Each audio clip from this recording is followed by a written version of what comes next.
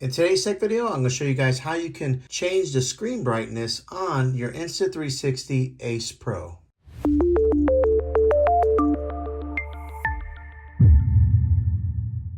Okay, I'll show you guys how to do this.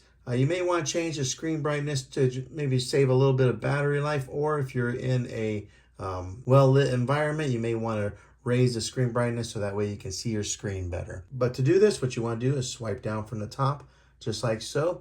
And on the very bottom there, you'll see that sun icon. Go ahead and tap on that.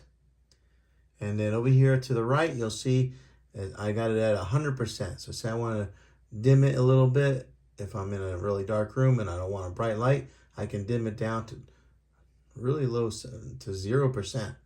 Or if I want to raise it back up, do it just like so. So that's the easy way on how to dim the screen brightness on your Insta360 Ace Pro.